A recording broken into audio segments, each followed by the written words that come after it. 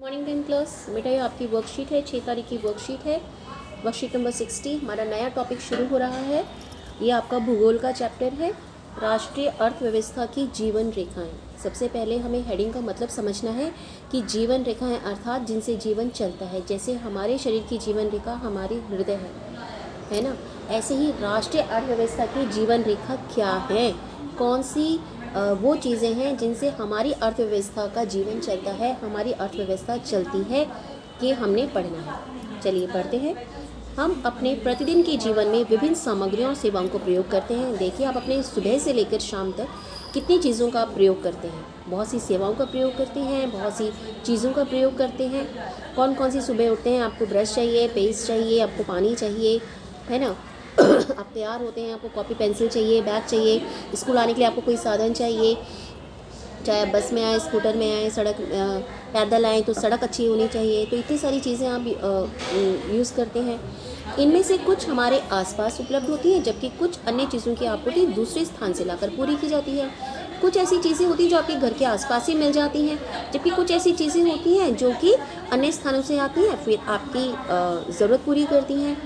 वस्तुएं तथा सेवाएं आपूर्ति स्थल तक अपने आप नहीं पहुंच पाती हैं। मान लीजिए आपके घर के पास कोई कपड़ों की दुकान नहीं है, तो क्या कपड़ा अपने आप तक पहुंच जाएगा? नहीं। वस्तुओं एवं सेवाओं की आपूर्ति स्थानों से मांग स्थानों तक, मतलब जहां पर ज़रूरत है, जहां पर वो चीज़ है और जहां पर उसकी मांग है, वहाँ पर पहुँचाने के लिए हमें परिवहन की आवश्यकता होती है। और कुछ व्यक्ति इन चीज़ों को उपलब्ध करवाने में लगते हैं। मान लीजिए आपके यहाँ कपड़ा शॉप है, तो कपड़ा शॉप वहीं पे थोड़ी ना कपड़ा बनता है, वो कपड़ा व्यापारी लेकर आता है, कपड़ों को लेकर आता है, फिर आपके चाहे आपके आसपास भजनपुरा मार्केट है, खजूरी मार्केट है, वहाँ पर आपको मिलता है ना, उपलब्ध कराने में संलग्न है। तो जो व्यक्ति ये काम करते हैं उनको हम क्या कहते हैं? उनको हम व्यापारी कहते हैं, जो कि किसी भी प्रोडक्ट को परिवहन के द्वारा उपभोक्ता तक पहुंचाते हैं, उन्हें हम व्यापारी कहते हैं। अतः इसलिए एक देश के विकास की गति, एक देश की जो विकास की स्पीड है, वो वस्तुओं और सेवाओं का उत्पादन और उनके एक स्थान से दूसरे स्थान तक वहन की सुविधा पर निर्भर करता है। मतलब मान लीजिए एक देश में वस्तुओं का उत्पादन तो हो गया, लेकिन वो वहाँ तक नहीं पहुँच पाया जहाँ उसकी ज़रूरत है, तो क्या वो उत्पाद बिकेगा? क्या उससे मनी अर्जित होगी? नहीं होगी। वो कब होगी? जब वह प्रोडक्ट उपभोक्ता तक पहुँच जाएगा, तभी जो है वो अर्थव्यवस्था गति करेगी। इसलिए हमें क्या चाहिए?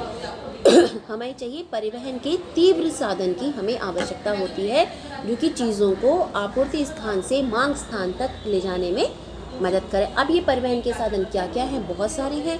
परिवहन के साधन कुछ स्थल द्वारा जुड़े हुए हैं, कुछ जल द्वारा, कुछ वायु द्वारा। स्थल से क्या क्या है? सड़क परिवहन, रेल परिवहन और पाइपलाइन। जल से क्या है? आंतरिक जल परिवहन, जो नदियों के द्वारा कनेक्ट होता है, और दूसरा समुद्री परिवहन। वायु के द्वारा दो तरह की सेवाएं देते हैं, एक घरेलू, जो एक देश की सीमा के अंदर चलती हैं वायु सेवाएं, विमान सेवा, और दूसरी अंतर्राष्ट्रीय, जो एक देश से दूसरे देश को जोड़ती हैं। अब ये भी दो प्रकार की हैं, एक है सार्वजनिक मतलब सरकारी, और दूसरा है निजी। अब सबसे पहले हम सड़कों से पढ़ना शुरू करेंगे। भारत विश्व के सर्वाधिक सड़क जाल वाले देशों में से एक है। यह सड़क जाल लगभग 54.7 लाख किलोमीटर तक है। इतना हमारा बड़ा सड़क जाल बिछा हुआ है। अब सड़कों का भी हम वर्गीकरण करते हैं। हर सड़क एक जैसी नहीं होती, इन सड़कों का भी वर्गीकरण किया जाता है। कैसे करते हैं सड़कों का वर्गीकरण? सक्षमता के आधार पर, कितना लोड कौन सी सड़क उठाती है। सबसे पहला है स्वर्णिम चतुर्भुज। ये एक बहुत बड़ा महामार्ग है जो 4 महानगरों को जोड़ता है। ये इस तरीके से एक चतुर्भुज बनता है। दिल्ली, मुंबई, चेन्नई और कलकत्ता को ये जोड़ता है। इसके बारे में हम डिटेल में आगे बढ़ेंगे। दूसरा है राष्ट्रीय राजमार्ग, फिर है राज्य राजमार्ग, फिर है जिला मार्ग, अन्य सड़कें और सीमांत सड़कें। सबके बारे में हमने डिटेल में अगली वर्कशीट में पढ़ेंगे। फिलहाल इस वर्कशीट में आप ये पढ़ेंगे कि भाई जो परिवहन है वो किस तरह से राष्ट्रीय अर्थव्यवस्था की जीवन रेखाएं होती हैं।